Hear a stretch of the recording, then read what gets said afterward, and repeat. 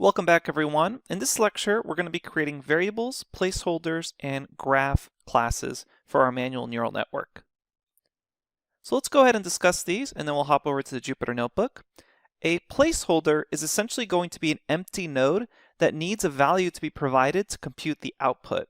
And its purpose is essentially to be a placeholder for data that you're going to bring in. That is the features or labels, etc. So it's just a placeholder that's eventually going to be filled in by the data you provide it.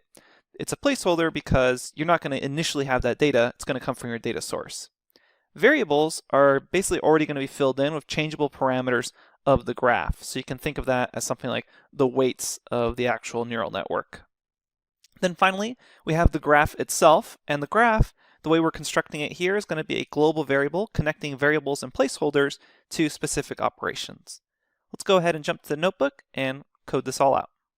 All right, back at the notebook, first thing we're going to do is create the placeholder graph.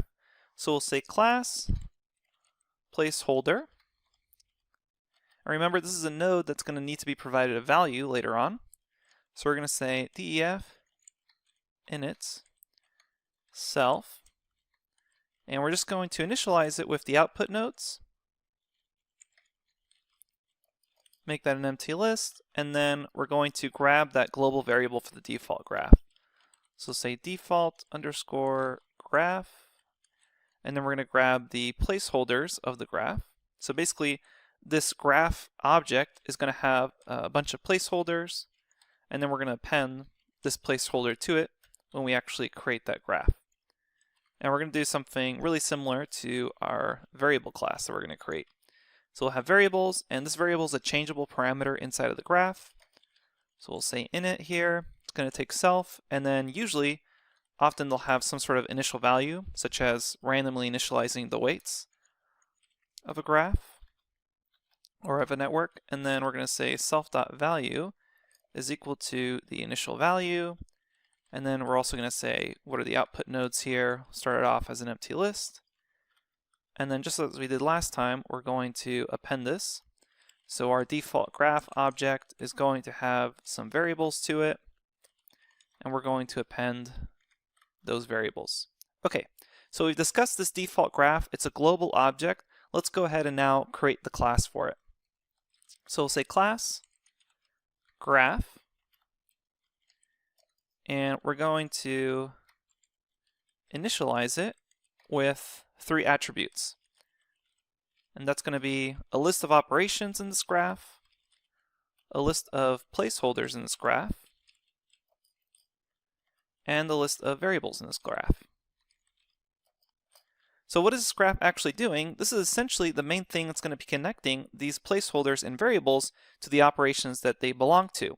So again, every time up here in these other placeholder and variable graphs, when we're doing this specific attribute or assignment right here, this, hey, default graph variables append, all we're saying is, hey, this graph is going to contain a list of all the variables inside the graph. So when we create a variable, go ahead and append it to the default graph's variables.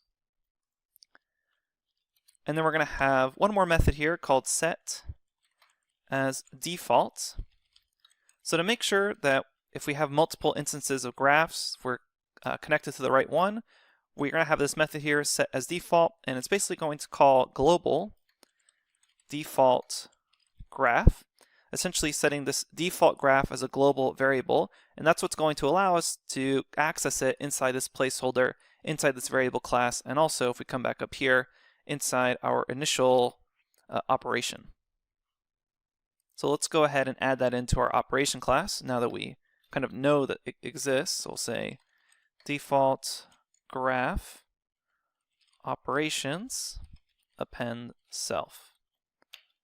Okay, so now we have operations, placeholders, and variables, and we have a graph that keeps track of them all in the form of a list, and it also can then set its own graph as a global variable to be kind of accessed by those 3 main objects. And then we'll say default graph is equal to self. Okay, so hopefully now you kind of get the sense that we have this graph object. It contains placeholders and variables. Variables are things that kind of can be changeable parameters within the graph. Placeholders are essentially empty nodes waiting for you to provide them data information. And then operations, well, we know what those are. Those are just computational operations like matrix multiplication, multiply, addition, etc. All right, so now that we have this graph, let's go ahead and work through a really simple example. So we're going to do something really simple. We're going to see if we can, let me make this into a text box. Okay, so we're going to do something really simple. We're going to say something like z is equal to ax plus b. And we're also going to say a is equal to 10 and b is equal to 1. So that basically means we have the following problem. We say, okay, if z is equal to ax plus b, if a is equal to 10 and b is equal to 1, then I should have the following function. I should say 10x plus 1. So now I have a formula here. So I know, let me make this into separate lines here. I know z is equal to ax plus b. If I have these two variables, a is equal to 10 and b is equal to 1, then I have this resulting output of z depending on what my value of x. So x here is a placeholder.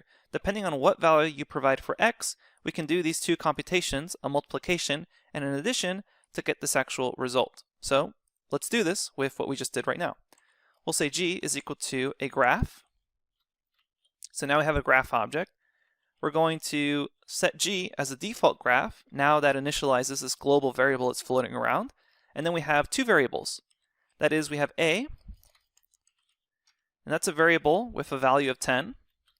And then we have b, and that's a variable with a value of 1. And this number 10 and 1 just totally arbitrarily chosen. Okay, then x, we technically don't know what it is yet. That's up to the user to provide, because this is essentially the formula of a line, right? Y equals mx plus b. So we have x here. I'm going to have that be a placeholder. No need to provide anything because it expects it to be provided later. Now I have two operations. I have a multiplication operation here, 10 times x, and then I have an addition operation, the result of that, plus 1.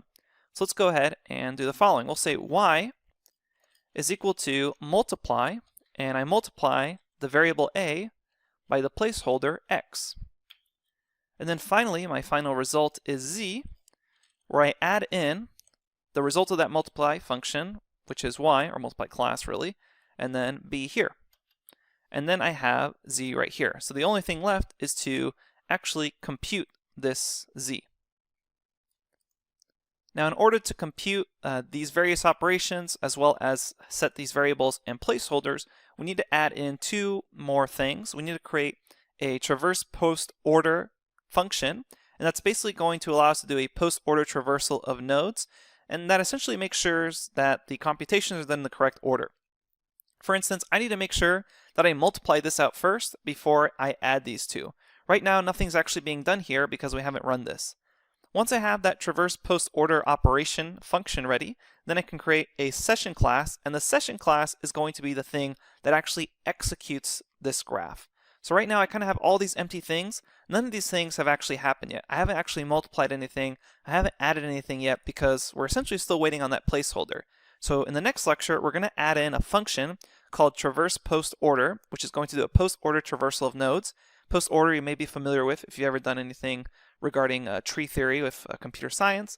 And then we're going to have a session class, and that session class is going to be the thing that actually executes everything. Okay, so let's go ahead and do that in the next lecture.